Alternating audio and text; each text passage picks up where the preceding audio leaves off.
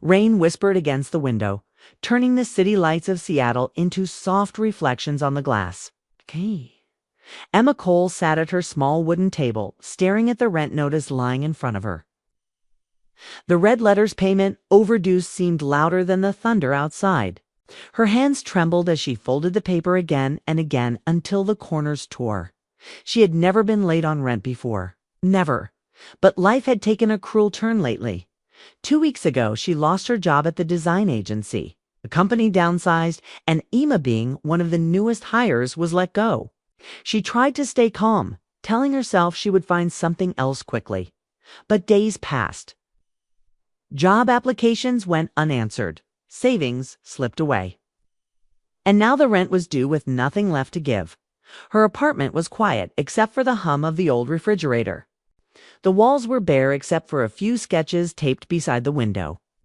Emma had drawn them herself. Warm homes, cozy corners, bright spaces that felt like dreams. Dreams that now felt far away. Her phone buzzed. A message appeared from her landlord, Ethan Ward. "Hey, Emma. We need to talk about the rent. I'll stop by tonight." She froze. Her chest tightened as if the air had suddenly become heavier. Ethan wasn't a bad man. He was calm, quiet, respectful. But the idea of facing him when she had no money filled her with shame. Emma glanced at the clock. It was almost 7 p.m. The rain had grown stronger, and the light outside dimmed to gray. She tidied the small living room, though she knew it wouldn't matter. She even set the kettle on the stove, pretending she wasn't, waiting nervously for the sound of footsteps outside her door. Minutes felt like hours. Then came the knock. Her pulse jumped. She wiped her palms on her jeans and walked slowly to the door. When she opened it, Ethan stood there tall, calm, his dark jacket damp from the rain. His hair was wet, falling slightly over his forehead, and his usual serious expression was softened by something she couldn't name. "Evening," he said gently, his deep voice steady. "Can I come in for a minute?" Emma nodded quickly and stepped aside. He entered quietly, taking a moment to look around the apartment. She worried he might notice the empty fridge, the unpaid bills on the counter, the fading hope that seemed to fill the space. "I got your message," he said, turning toward her, "about the rent being late." She opened her mouth to explain, but the words stuck. Her throat felt tight. I'm really sorry, Ethan. I lost my job recently, and I'm looking for something else. I just need a bit more time." He studied her face for a long moment, not judging, just listening. Then he sighed softly. "I understand. Things happen." She blinked, surprised. Most landlords she'd known before wouldn't have cared about her story. But Ethan looked concerned. Not angry, not frustrated, just genuinely concerned. He walked to the window and looked out at the rain before speaking again. "Are you okay, Emma?" It wasn't the question she expected. It was quiet, but it carried warmth, and that warmth hit her harder than any demand for money could have. She tried to smile, but it came out weak. "I'm okay," she said, though her voice cracked. "Just trying to keep things together." He turned back to her, his eyes steady. "You don't have to explain. I know what it's like when things fall apart." The words sank deep. He said it in a way that sounded real, as if he'd been through something similar once.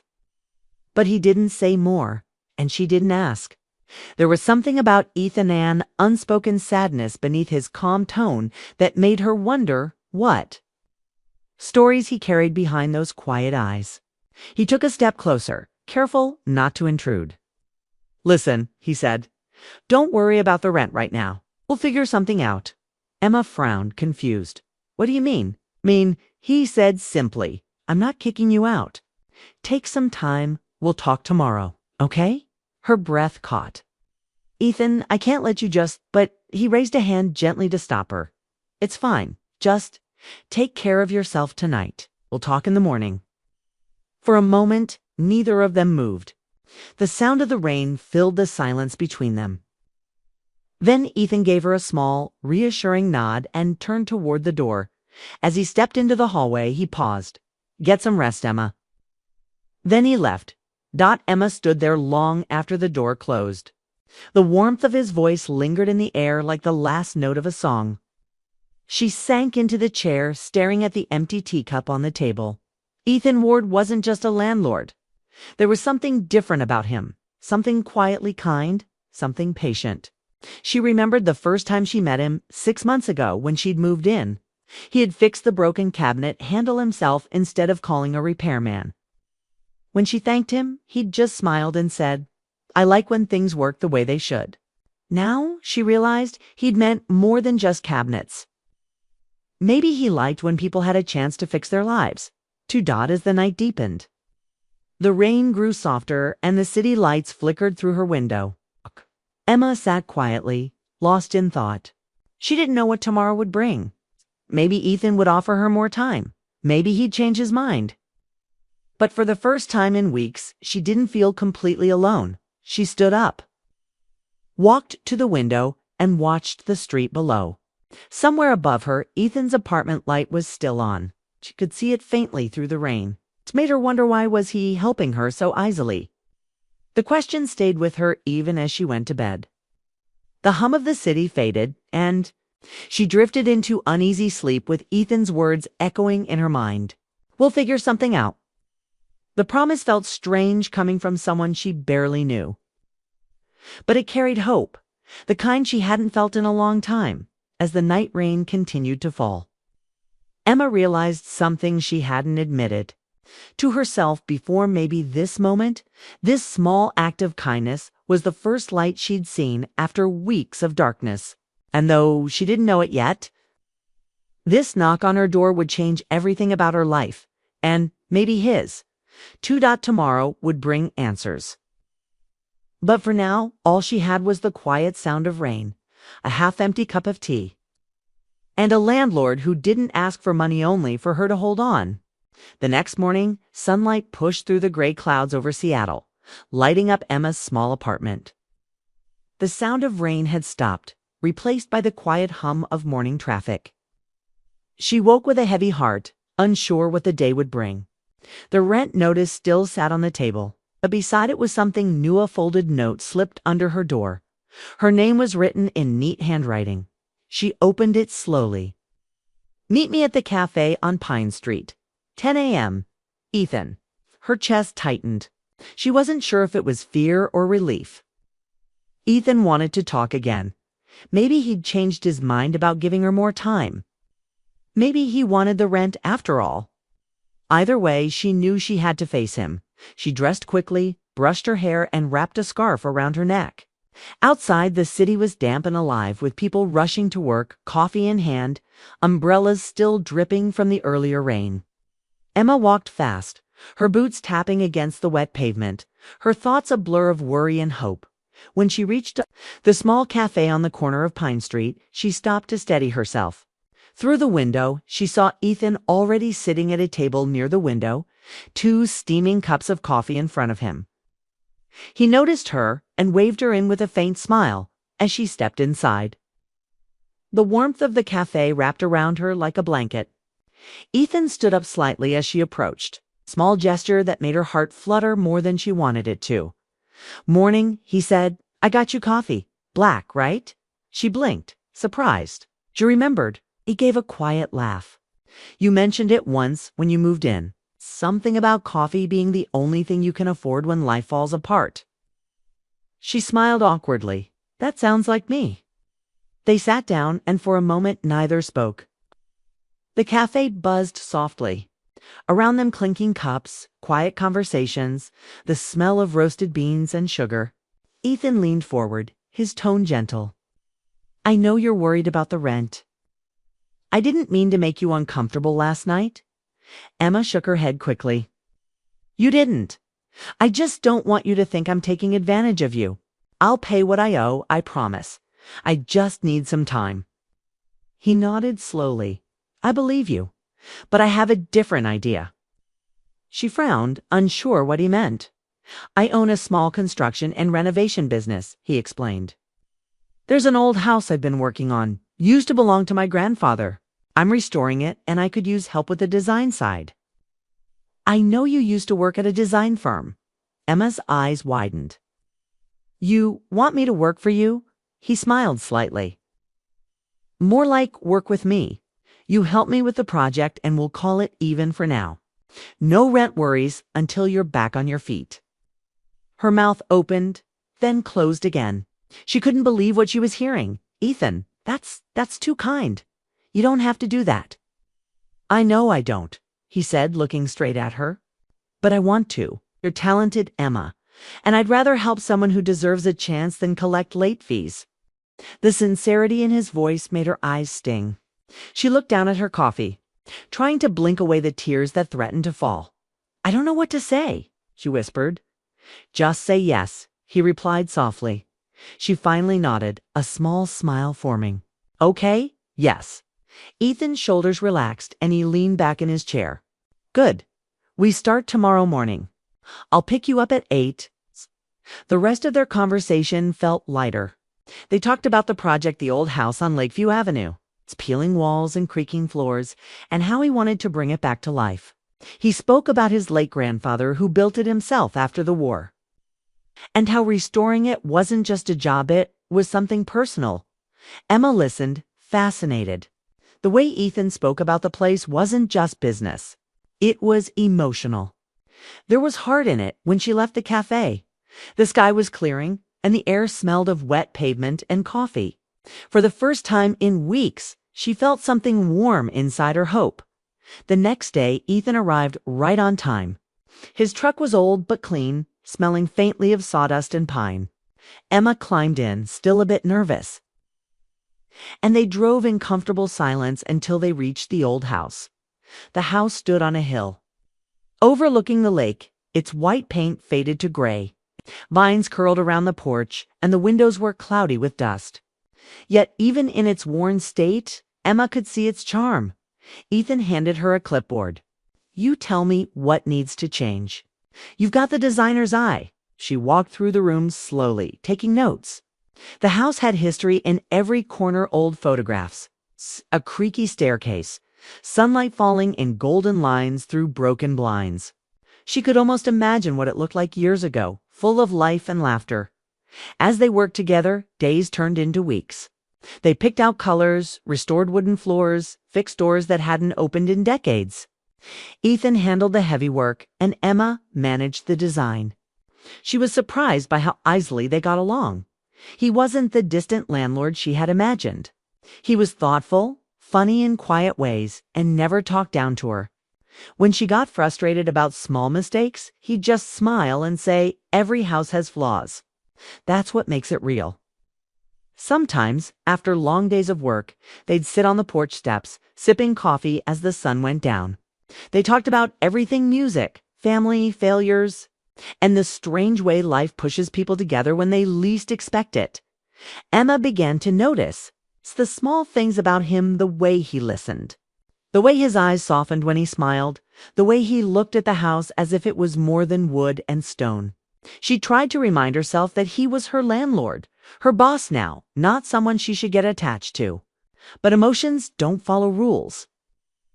And something gentle but undeniable began to grow between them.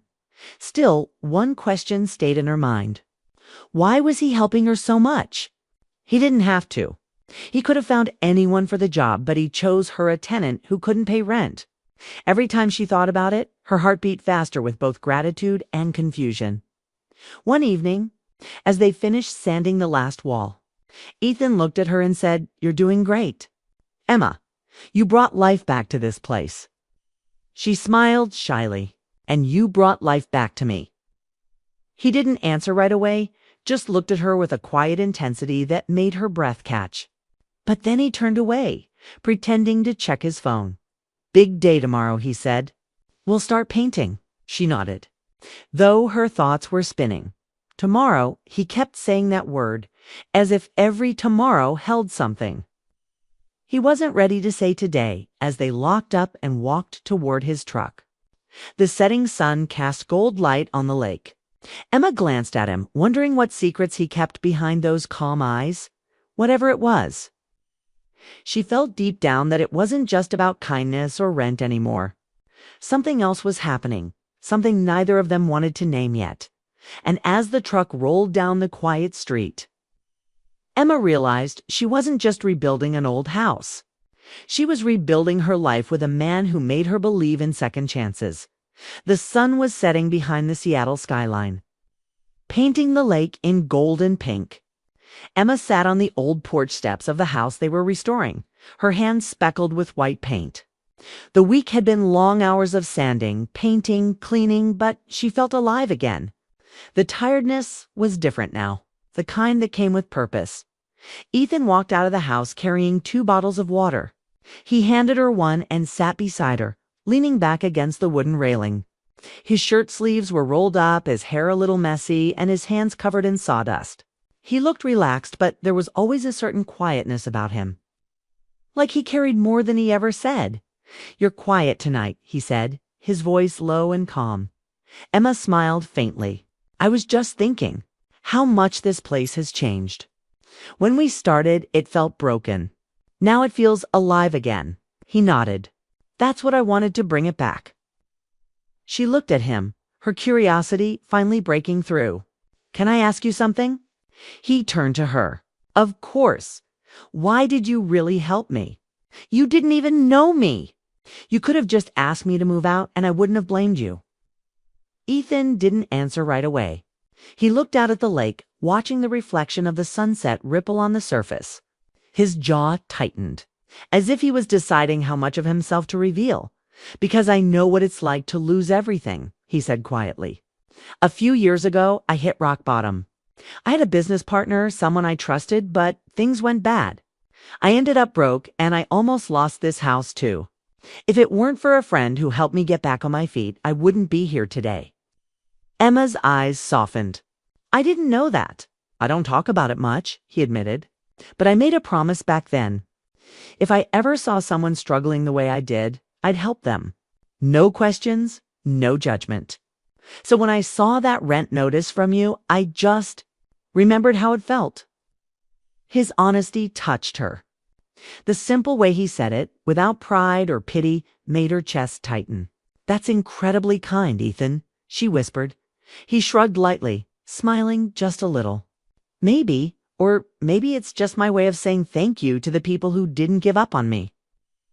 They sat in silence for a while. The air was cool, filled with the smell of fresh paint and pine wood.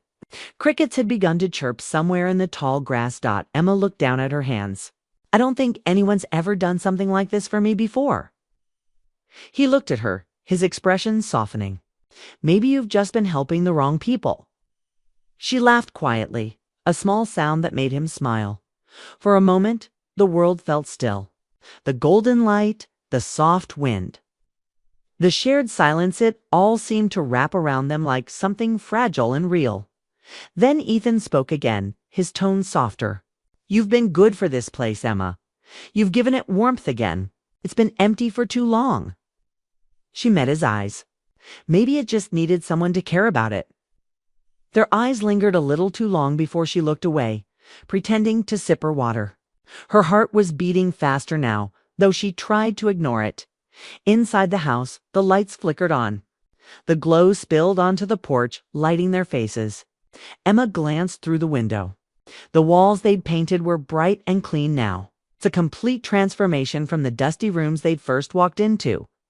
"It's beautiful," she said softly. "You've built something special here." He looked at her again, but his voice carried a hint of something deeper. "I didn't build it alone." Her chest tightened. She didn't know how to respond. So she just looked out at the lake again, letting the silence speak for them both. After a few minutes, Ethan stood up. "We should call it a day. You've earned some rest." Emma nodded, but she didn't move. She watched him lock the door and walk toward the truck. The setting sun painted his silhouette in gold, and for a moment, she saw him differently, not as her landlord, not even as her boss, but as someone who'd walked through storms and still learned to be kind. As they drove back toward the city, the air between them felt quiet but full of unspoken thoughts. Halfway through the drive, Emma finally said, "Ethan, can I tell you something?" He glanced at her. "Of course. When I lost my job, I thought my life was falling apart. Every day felt like failure. But working here, helping with this house, it made me feel like I still have something to offer. Like I can build something again. He smiled softly. You can, and you are. His tone was gentle but steady, and somehow, his words felt like more than encouragement. They felt personal. When they reached her apartment building, she unbuckled her seatbelt but didn't open the door right away. The night had fallen and streetlights glowed softly outside. Thank you, Ethan, she said quietly. Not just for helping me with the rent, but for helping me believe again. He looked at her, his eyes reflecting the faint streetlight. You don't owe me thanks. I just did what someone once did for me. She smiled, her voice barely above a whisper. Still, thank you. He hesitated, as if wanting to say more, then simply nodded. See you tomorrow, Emma? She stepped out, but before closing the door, she turned back. Tomorrow, she said with a small smile. He smiled too, the kind of smile that stayed even after she closed the door. That night, Emma couldn't sleep. The conversation replayed in her head the way he'd looked at her when he talked about his past. The calm strength in his voice, the quiet sadness that hid behind it. She thought about the house, the laughter they'd shared over spilled paint, and the way her heart had started to beat differently lately. Was she imagining it? Or was there something growing between them, something fragile, real, and new? She rolled over, staring at the ceiling. The apartment felt different now. It didn't feel like a place she was trapped in. It felt like the start of something. Ethan, meanwhile, sat by his window in his apartment upstairs, looking out at the rain returning to the city. He thought about her, the way she smiled when she worked, the spark in her eyes when she talked about color and design, the quiet strength she didn't even know she had. He told himself this was just business. He was helping someone, nothing more. But deep down, he knew that wasn't the full truth anymore. He cared, more than he should. And that realization scared him.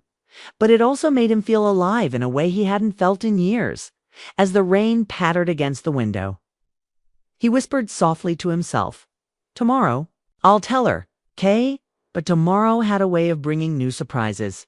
Morning sunlight spilled across the lake, turning the water silver.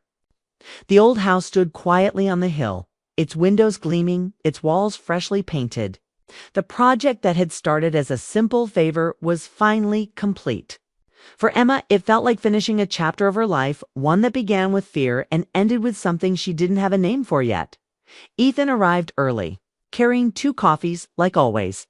Emma was already there, standing by the porch, looking out at the view. The cool breeze moved her hair. The sound of the water made everything feel calm. Perfect day to finish, he said, handing her the coffee. It really is, she replied, smiling softly. I can't believe it's done. It feels strange. Like saying goodbye to something that became part of me. He looked at her, his expression unreadable. You brought this place back to life, Emma. I couldn't have done it without you. She shook her head. You could have hired anyone. You didn't need me. I did, he said quietly. You just don't know why yet. She frowned slightly, but before she could ask, he gestured toward the door. Come inside. I want to show you something. Inside, the house looked like a dream, soft light on warm wood floors. Cream-colored walls, touches of color she had chosen herself.